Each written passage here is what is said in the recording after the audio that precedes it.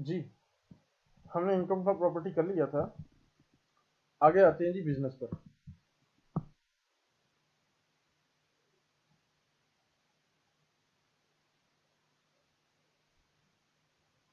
Business में आते हैं तो अपना जो सही बिजनेस है, बिजनेस एक्टिविटीज हैं, सारी की सारी हमें लिखनी पड़ेंगी। ये एक पीवीटी कंपनी है। इसमें cost of good sold and sold statement जो बनते हैं वो भी इसके अंदर ही बना दी गई है। ठीक है, और सारे का सारा आपको करना पड़ेगा। एक एक टैब मैं देखता हूँ, आपको बताई जाता हूँ। Gross revenue excluding sale tax FED, पहले भी एओपी में बताया था कि डोमेस्टिक अगर है,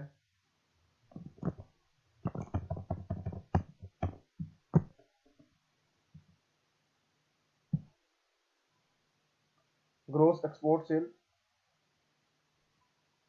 सर्विस है चाहे अशियाँ हैं, जो भी है, तो 50 लाख की अगर मेरी एक्सपोर्ट हुई, कैलकुलेट किया,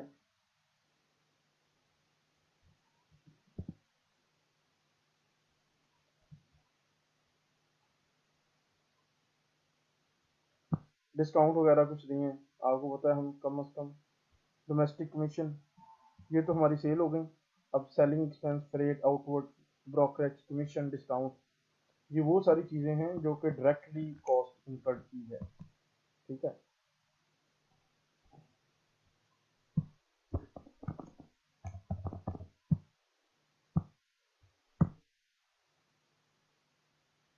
चलें जी, मैं और नहीं इसमें कुछ लिखना चाह रहा।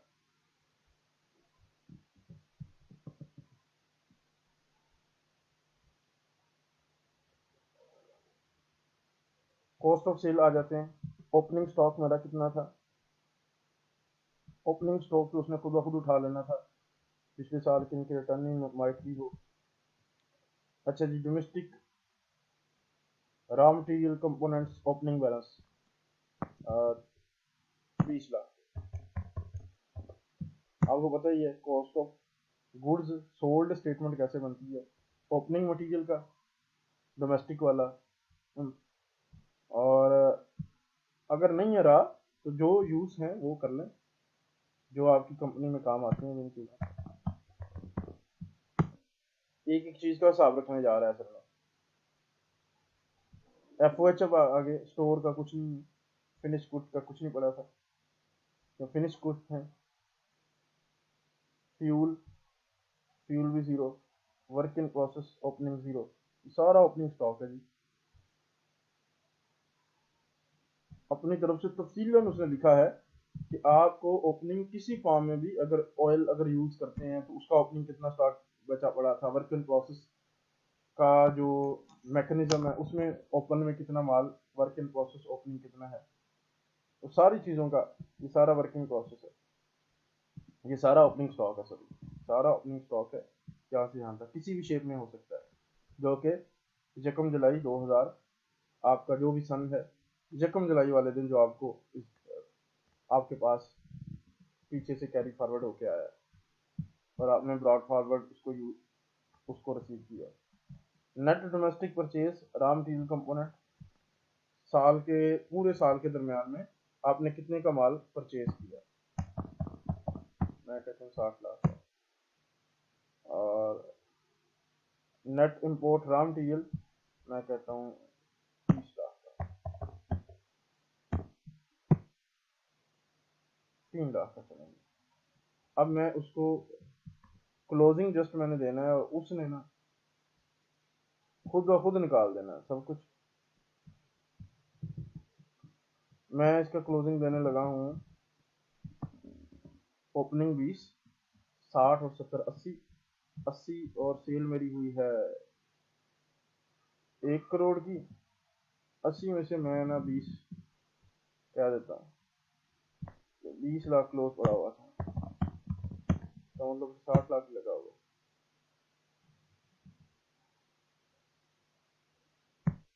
और यहाँ पर 1 लाख,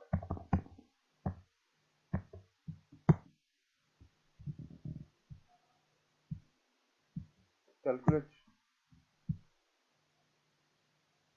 अभी क्लोजिंग स्टॉक आ जाता है, cost of good sold statement जी उसने बनवा लिया हमसे। क्लोजिंग स्टॉक चेक करते हैं, क्लोजिंग स्टॉक नहीं, कंज्यूम्ड मटेरियल, इसका 72 लाख, इसका 60 और इसका 12 लाख रुपए का कंज्यूम्ड हुआ 3 हिस्सों में। ठीक है, अब देखते हैं हमारा मुनाफा कितना आया। 70,90,000 वो कह रहा है आपको मुनाफा आया। अभी ग्रॉस प्रॉफिट की बात हो रही। ग्रॉस प्रॉफिट के बाद आगे चलते हैं जी अदर इनकम। अदर इनकम में कोई अदर इनकम आपकी है, रॉयल्टी मिलती है कहीं से कि आगे आपकी एंसेलरी कोई चीज़ें बिकती हैं, बाय प्रोडक्ट्स हैं छोटी मोटी, तो वो अगर आप लिखना चाहें तो लिख लें। मैं 10 लाख की बाय प्रोडक्ट को डाल दिया, ये भी सेल हुई। चलें जी, अब आते हैं एडमिनिस्ट्रेटिव जनरल और सेलिंग और फाइनेंशियल एक्सपेंस की। ये जितने भी हैं वो लिखने पड़ेंगे आप। रेंट 10 लाख सालाना दिया,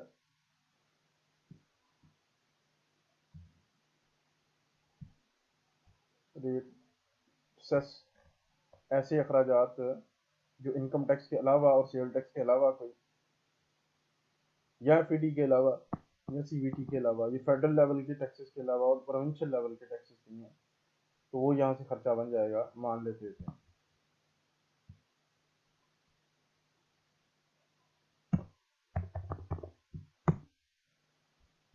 सैलरीज वेजिस, सैलरीज वेजिस मैं 25 लाख डाल देता हूँ सालाना।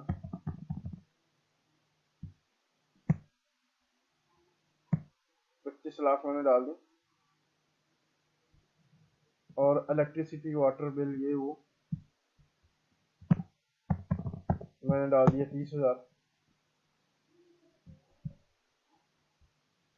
कम्युनिकेशन में डाल देता हूँ, जैसे आपको पता ही है ईओपी वाले रिटर्न में पढ़ा था कि कम्युनिकेशन में क्या क्या चीज़ें आई, इंटरनेट और टेलीफोन के बिल्स वगैरह। रिपेयर मेंटेनेंस, किसी टाइप की भी रिपेयर कोई भी करवाई, चाहे ऑफिस की, चाहे ऑफिस इक्विपमेंट की, चाहे गाड़ियों व्हीकल्स की, किसी टाइप की, वो यहाँ पर लिखनी पड़ेगी। ऑफिस स्टेशनरी वगैरह,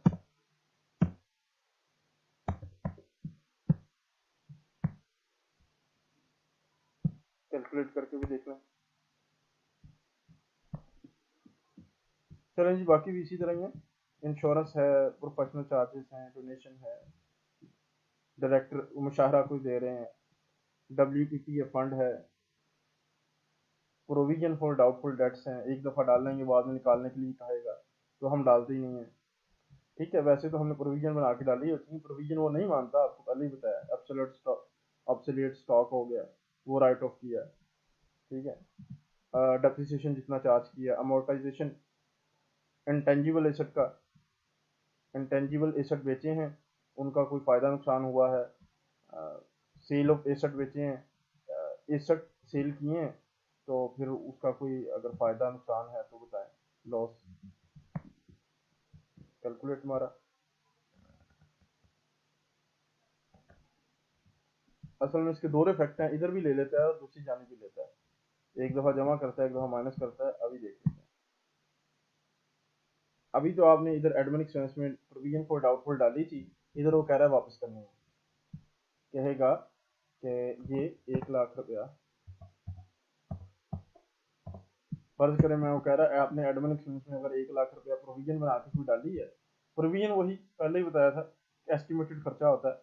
अगर आप कहते हैं कि 30 जून वाले दिन बुक्स क्लोज करते हैं और फिर आप कहते हैं कि जी 15 तक हमने उसका P&L बना के देना है मालकों को, जब बना के देते हैं तो आप ये कहते हैं उन्हें कि ये आपका फर्ज करें प्रॉफिट 50-50 लाख है, तो फर्ज करें सितंबर में आप के जो बैड डेट्स हो जाते हैं 5 या 10 लाख रुपया वो लेके कोई भाग जाता है, तो सेल तो हुई होती है पहले जून वाली सेल, उसके पैसे भागा है, तो जब आप रीस्टेट करते हैं वैल्यू तो बाद में पता चलता है कि जनाब वो जो सेल 30 जून को हुई थी उसके पैसे नहीं आए तो बैड डेट हो गए, तो लिहाजा आपको जो हमने प्रॉफिट 50-50 लाख बताया था वो गलत था, तो लिहाजा अब आपका 47.5 है 2 महीनों का।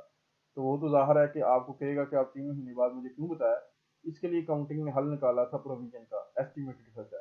आप पहले ही एस्टिमेटेड खर्चा डाल देते हैं। उसकी बेसिस ये होती हैं कि आप जो क्या उसको कहते हैं, पिछले सारे सालों का बैड डेट्स का हिस्टोरिकल रिकॉर्ड निकाल के देखें, सबको जमा करें, कितने पिछले साल हुए 1 लाख बैड डेट्स, उससे पिछले साल हुए 80,000, उससे पिछले साल हुए 1.25 लाख, सारे बैड डेट्स का मजमुआ करके उतने सालों पर डिवाइड करके एवरेज फिगर आ जाती है। और फिर वो 30 जून वाले दिन एडमिन खर्चों में वो figure estimated provision for doubtful debt या प्रोविजन फॉर बैड डेट के नाम पर डाल देते हैं कि मुझे शक है कि इस साल भी इतने के बैड डेट हो जाएंगे, तो लिहाजा मैं 30 जून को खर्चा डाल रहा हूँ। क्योंकि अभी भी, क्योंकि अब थोड़ा नुकसान होगा, क्योंकि अगर पैसे बच गए तो फिर वो फायदा ही है ना, प्रॉफिट ही होगा ना। तो अगर ना बचे तो फिर मालिक आपको कुछ नहीं कहेगा या वैसे कोई इश्यूज नहीं रहेंगे। 19-20 का फर्क जरूर पड़ेगा, हल्का फुल्का। हो सकता है आपने 83,000 निकाली एवरेजन, तो 90 हुआ होगा, 7,000 का फर्क पड़ेगा, बजाय कि आप पहले ही 90,000 का खर्चा ही बुक ना करें, और उसमें ज़्यादा इश्यूज रहेंगे आपको, और ज़्यादा जो फाइनेंशियल डिसीजन डिस्टर्ब होंगे डायरेक्टर हजरात से। लेकिन इस तरह करेंगे तो आप माइनर माइनर से फ़र्क से हकीकत के करीब करीब रहेंगे। तो ये वो प्रोविज़न नहीं मानता, ये अकाउंटिंग वाले मानते हैं, लेकिन कंपनी वाला उसको नहीं मानता, एफपीआर वाला उसको नहीं मानता। वो कहता है अगर आप प्रोविज़न कोई एस्टिमेटेड खर्चे बना के आपने छोड़े हुए हैं तो वो वापस कर लें। आगे add back provision for obsoletes to stock store spare and fix asset. कोई फिक्स एसेट है, उसकी प्रोविजन बना के रखी है कि ये ज़ाया हो जाएगा, पहले खर्चा डाल दिया, अभी नहीं हुआ, प्रोविजन उसको निकाल दे। या आस्ता आस्ता स्लो मूविंग स्टॉक है, add back provision for diminution of value and investment. आपने इन्वेस्टमेंट की हुई है किसी कंपनी में, उसके शेयर 30 जून वाले दिन बुक्स क्लोज की हैं, और आपका शेयर 10 रुपए का के हिसाब से था, और टोटल वैल्यू 10 लाख की बनी, और 30 जून को उस वक्त उसकी वैल्यू आ रही 9 लाख रुपया, 9 रुपए का शेयर था उस दिन जिस दिन अकाउंट क्लोज किए, तो आपने उठा लिया नुकसान 1 लाख रुपए का। ठीक है, तो वो कहता है कि ये अभी आपने बेची तो नहीं, ये उस दिन का रेट है, जिस दिन बेचेंगे ना हम एक्चुअल पर चलते हैं, पीआर वाला कह रहा है। तो आप अपने पास से प्रोविजन डिमिनिशन वैल्यू इन्वेस्टमेंट की वैल्यू कम ज्यादा होती रहती है डे बाय डे। तो आप लिहाजा ऐसा कोई ना करें, अगर आपने ऐसा कोई खर्चा डाल दिया है कि 1 लाख मेरा ये भी खर्च हुआ है, ये भी नुकसान में है आज के दिन, तो वो मैं ऐड बैक कर दूंगा और मैं नहीं लूंगा। ये सारे इन एडमिसिबल हैं कि जो आपने डाल दी। इसमें मोस्टली 90% जो चीज़ें हैं, हम पहले भी एक आर्टिकल में पढ़ चुके हैं कि 16 चीज़ें ऐसी हैं जिसको वो नहीं मानता, वो सारी की सारी इसमें है। आप बोला आर्टिकल निकाल लें काइंडली, तो मुझे सारा उसमें वही है कि इनकम टैक्स आपने डक्ट किया वो नहीं माना जाएगा, आपकी अपनी मर्जी से जो पेनल्टी वगैरह आपको पेनल्टी डली है, कैपिटल एक्सपेंडिचर है, ज़ाहिर है वो तो फिक्स शेड्यूल में जाएंगे। वो सारे का सारा वो आर्टिकल निकालना, वो सारा इसी के ऊपर बेस करता है। ठीक है, इसमें फिर एडमिजिबल खर्चे भी हैं, एडमिजिबल, जो कि उधर से जो कि उधर से आपने खर्चा डाला हुआ है और हो सकता है इधर से एड बैक कर दे। चलें जी, मैं थोड़ा सा आगे चलता हूँ, जहाँ कुछ नहीं डाला मैं। अच्छा जी, मैं एडजस्टमेंट में आ जाता हूँ।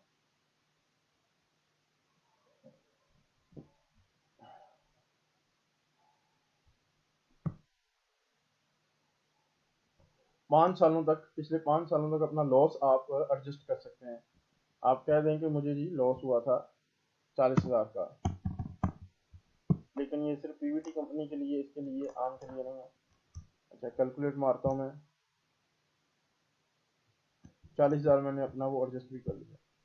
बिजनेस एसेट, इक्विटी लाइबिलिटी, ये बैलेंस शीट है हमारी, पहले ही भर के दिखाया था एओपी में। 1 करोड़ से मैं चलें इसको, जो ये सारे टैक्स अकाउंट्स हैं जनाब, टैक्स के अकाउंट्स हैं, वो सारे के सारे यहाँ पर इंटीग्रेट करने हैं आपने। ठीक है, मैं इसको जल्दी से वैसे कर रहा हूँ।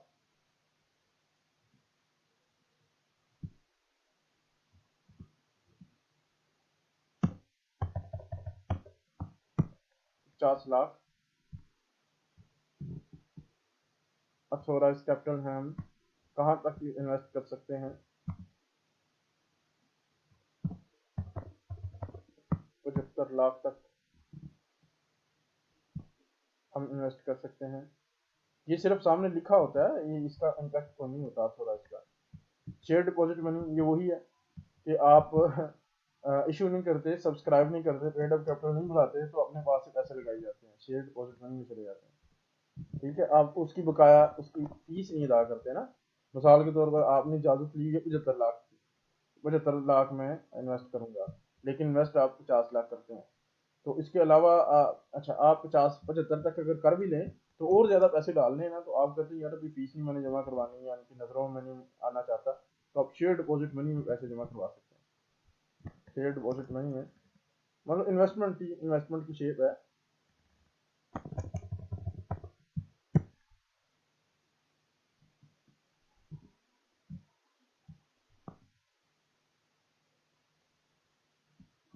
देखेंगे बराबर हुई कि नहीं।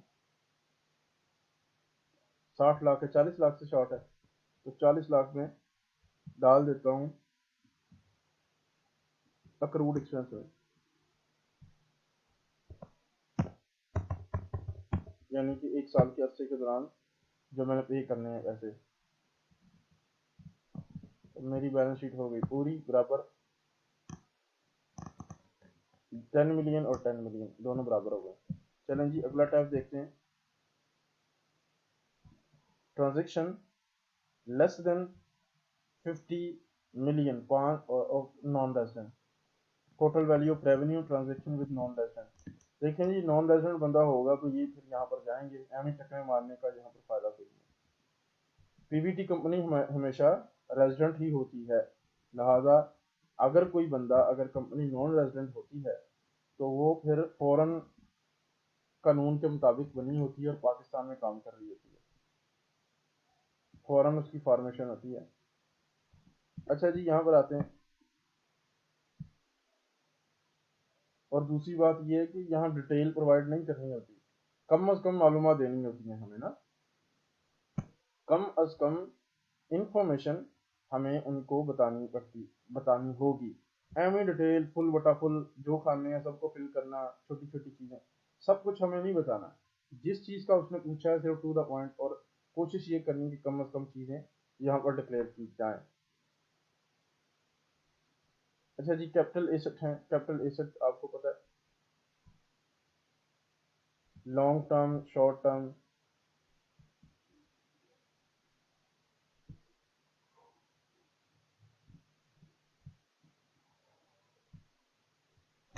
मैं यहाँ 10 लाख रखने लगा, और इसको खरीदते वक्त थोड़ा खर्चा आया।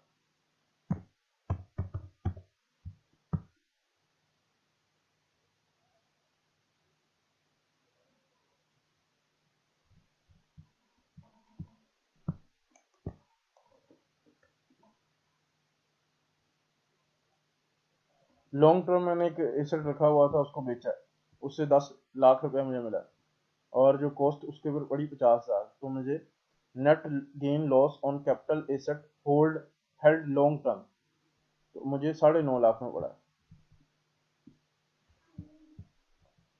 आगे आते हैं जी शॉर्ट टर्म, थोड़ी देर के लिए मैंने एसेट शॉर्ट टर्म पीरियड के लिए हेल्ड किया था। Cost of acquisition of capital asset held short term including NCLT. देखें जी कैपिटल एक्सपेंडिचर में वो चीजें नहीं है कि जो एसेट ही समझ रहे हैं, इसमें शेयर भी हैं, इसमें सिक्योरिटीज भी हैं, ये भी कैपिटल एसेट होते हैं। कैपिटल एसेट की डेफिनेशन एफडीआर ने ये मुतय्यन की है कि इसमें जो है शेयर्स हैं, सिक्योरिटीज हैं, इसमें नॉन मूवेबल इमूवेबल एसेट्स हैं, और इसमें डाक का टिकट भी आ सकता है, एंटीक भी, ज्वेलरी भी। लॉस की एडजस्टमेंट अगर कोई लॉस और प्रॉफिट हुआ तो आपके शेयर वगैरह में, ये सारा शेयर शेयर से मतलब ही था, सिक्योरिटीज शेयर, तो इसको 5 साल तक हम 6 साल तक इसको एडजस्ट कर सकते हैं। चलो 10 हजार मुझे लॉस आ गया मान लिया मैंने, लॉस आ गया आपको। चलें जी, फॉरेन सोर्स पर आते हैं। Foreign source income, foreign property income, बाहर के मुल्क आपकी इनकम है, प्रॉपर्टी है। देखिए आपको पहले ही बताया था, वर्ल्ड वाइड इनकम जो है बतानी पड़ती है इनकम टैक्स में ना, वर्ल्ड वाइड इनकम जितनी भी है। फॉरेन बिजनेस इनकम, बाहर के ममालिक में जितने भी कारोबार हैं आपके चल रहे हैं, वो सारे आप लिखेंगे कि इतनी की इनकम आ रही है। फॉरेन, ये सारा फॉरेन के हवाले से बनाया है।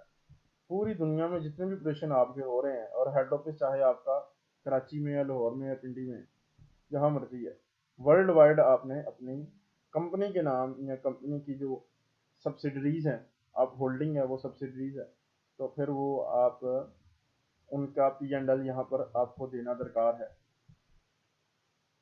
चलें जी, आगे आते हैं एग्री पर। एग्रीकल्चर इनकम, एग्रीकल्चर इनकम है आप 80,000 पंजाब में, मैंने बताया था आपको, कोई टैक्स नहीं है इसके ऊपर। ज़्यादा करना चाहें तो फिर वो जो सूबाई टैक्स होता है वो अदा भी करना पड़ेगा। चलें जी, आखिर में आ जाते हैं टैक्स चार्जेबल पेमेंट्स के ऊपर। डिडक्टेबल अलाउंसेस, WWF, फर्ज करें हमने, आपको पता ही है WWF का, WPPF का कई दफ़ा बात भी हो चुकी है। WWF है कि PVT LTD ने देना होता है, यानी कि जिसकी हम रिटर्न फाइल कर रहे हैं उसको देना होता है, और ये कब देती है, अपने प्रॉफिट के ऊपर 2% उसको देना होता है। और अगर 49 तक बंदे काम कर रहे हैं आपके ना, आपकी फैक्ट्री में, लेकिन मैन्युफैक्चरिंग कंसर्न है, उस वक्त आपको फीस, फीस कह लें, टैक्स कह लें, लाहौर हाई कोर्ट इसको फीस कहती है, सिंध हाई कोर्ट कहती नहीं है, ये टैक्स ही है WWF। और ये कहाँ जाता है, ये FPR उसको कलेक्ट करता है। होता है इससे क्या है, मजदूरों के बच्चों को स्कॉलरशिप मिलती है, उनके स्कूल चलते हैं, अस्पताल चलते हैं, ठीक है जी।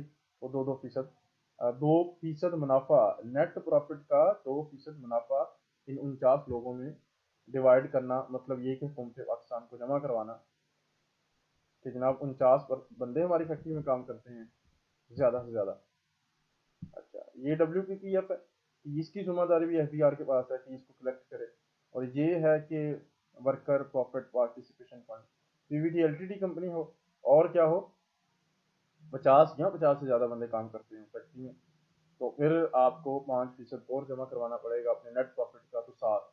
तो अगर 31% रेट है तो 7 ये हो गया, 7 8 39% में, 38% में आपको PVT पड़ेगी, ठीक है जी।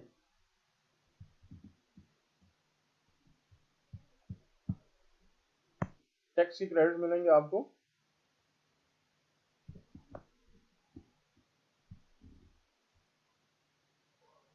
Tax credit for charitable donation. Shaukat Khan में, आगा खान यूनिवर्सिटी में आपने कोई डोनेशन दिया है, पंजाब यूनिवर्सिटी में, कराची यूनिवर्सिटी में, पेशावर में, कोटा में, बलोचिस्तान यूनिवर्सिटी में, तो आपको वो मान लिया जाएगा, ठीक है, और आपको उसका बकायदा टैक्स क्रेडिट दिया जाएगा।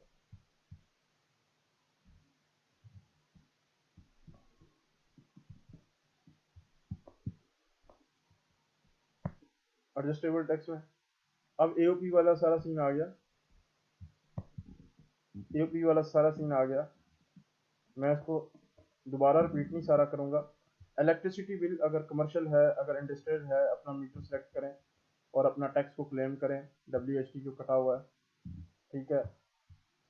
प्रीपेड इंटरनेट है उसको करें, इंटरनेट है, फ़ोन बिल है उसको सेलेक्ट करें, फ़ोन का बिल नंबर दें, और उसके ऊपर जो टैक्स डिडक्टेड पूरे साल का है उसको एंटर करें, एंटर करके उसको, तो सारा टैक्स आपका आपकी फाइनल लायबिलिटी के अगेंस्ट एडजस्ट होता जाएगा, होता जाएगा। रेंट ऑफ प्रॉपर्टी 155, अगर आपका टेनेंट आपसे रेंट आपका पे करते हुए टैक्स काटता है, तो अपनी प्रॉपर्टी ऐड करें और बताएं कि मेरा टैक्स डिडक्ट हुआ है। ये भी आपको फाइनल लायबिलिटी के अगेंस्ट एडजस्टमेंट मिल जाएगी। मोटर व्हीकल रजिस्ट्रेशन, जब कार को खरीदते हैं, गाड़ी को, बस को खरीदते हैं, तो आपका जो सेल इनवॉइस होती है उसके साथ ही एक बड़ा टैक्स कट जाता है रजिस्ट्रेशन के वक्त, वो भी आप क्लेम कर सकते हैं, एडजस्टेबल होता है, जो कि फाइलर का कम और नॉन फाइलर का ज़्यादा होता है। आप उस वक्त नॉन फाइलर थे और आप फाइलर बन गए, अब भी इसको क्लेम किया जा सकता है। लेकिन ये सारी चीज़ें कंपनी के नाम होना लाजमी है। कंपनी के नाम मीटर हो, कंपनी के नाम बिल हो फ़ोन के, कंपनी के नाम सब कुछ हो। लीज वाले काम में ये होगा कि आप फिर भी क्लेम कर सकते हैं, क्योंकि बैंक नहीं इसको क्लेम करती, इसको किसी कोई एक बंदे ने क्लेम करना होता है। ठीक है, आगे चलते हैं। और इस टाइप की चीज़ें नहीं है इसमें। फाइनल फिक्स मिनिमम में आते हैं। फाइनल फिक्स मिनिमम में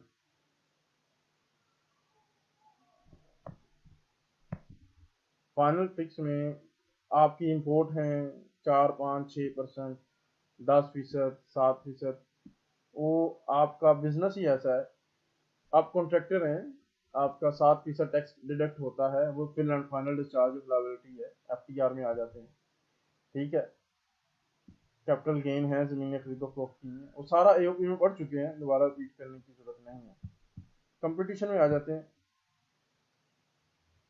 कंपटीशन में उसने पहले से तैयार करके रखा होगा हमारे लिए सारा काम, हम सिर्फ कंप्यूट ही करेंगे, कैलकुलेट ही करेंगे, सारा काम रेडी। वो कह रहा है जी इनकम फ्रॉम प्रॉपर्टी में 656 की आपकी आमदन है, 656 पर ही टैक्स लगाऊंगा मैं। और वो कह रहा है कि बिजनेस की आमदन 51,35,000 है, 51,35 पर टैक्स लगेगा। एग्री इनकम 80,000 है और ये टैक्सेबल है। मैंने वहाँ एग्जाम नहीं ना डाली थी, अगर मैं वहाँ एग्जाम भी डाल देता तो एग्जाम यहाँ जीरो आ जाना था। टोटल क्या था, 70,51,000 आपकी इनकम हो गई है, सबको उसने क्लब कर लिया हुआ है। अब वो कह रहा है टैक्सेबल सारी की सारी है, 76,71,000 नहीं, इसमें से 1 लाख वो निकाल देगा जो मैंने डोनेशन दिया था ना, उसको क्रेडिट मुझे दे दिया उसका। एक था गालबन 77 और 76, हाँ 1 लाख ही था। अच्छा, टैक्स चार्जेबल, इसके ऊपर जो मेरा टैक्स बनता है 20,68,010 रुपये बनता है। और नॉर्मल इनकम टैक्स 23 लाख बनता है। कहता है प्रॉपर्टी इनकम जो है ना एफटीआर में है, कहता है एफटीआर का अलग और इसका अलग। तो कहता मुझे आपको ना 3,10,000 में आपको टैक्स का क्रेडिट भी दूंगा। टैक्स का क्रेडिट क्यों मिला है, टैक्स का क्रेडिट में हम पीछे जाएंगे तो पता चल जाएगा हमें कि टैक्स का क्रेडिट हमें किस वजह से दिया उसने। तो फॉरेन इनकम में हमने कोई इनकम डाली है,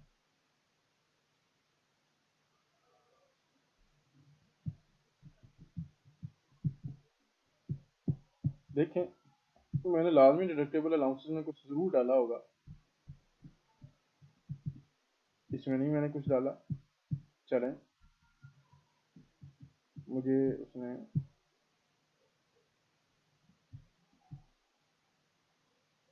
चलें यहाँ से मैं इसको ना एक्सचेंज करने लगा हूँ। 80,000 रुपया मैं इधर इसमें डाल देता हूँ।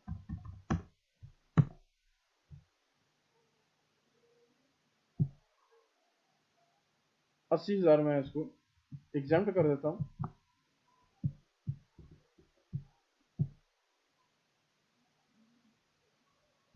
नहीं जी, मैंने ना 10 लाख रुपया, मैं उसको 1 लाख समझ रहा था, 10 लाख रुपया चैरिटेबल डोनेशन हमने किया, 10 लाख, और उसका उसने 3,10,000 उसने उसका मुझे टैक्स क्रेडिट दे दिया, और वही मेरा ऑफर में निकल आया।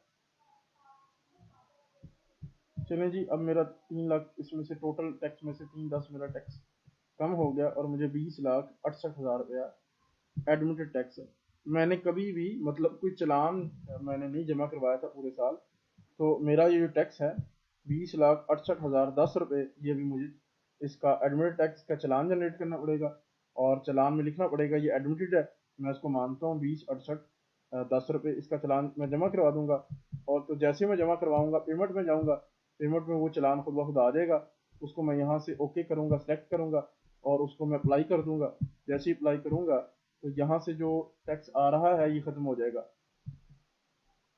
ये जो टैक्स आ रहा है पे करने के बाद ये ऑटोमेटिक खत्म हो जाएगा। यहाँ पर जो एडमिटेड टैक्स है ये यहाँ चल जाएगा और यहाँ सिफर आ जाएगा ऑटोमेटिकली। जैसे यहाँ सिफर आया ना, वो ये कहना चाह रहा है कि यहाँ आपने विद होल्डिंग टैक्स कोई नहीं जमा करवाया, एडवांस टैक्स कोई नहीं जमा करवाया किसी टाइप का। तो अगर मैं जैसे ही पीछे से 20,68,10 रुपये जमा करवाऊंगा तो ये रकम इधर आ जाएगी, यहाँ जीरो आ जाएगा। ठीक है, ये तो थी हमारी आज की annual income tax return of a company.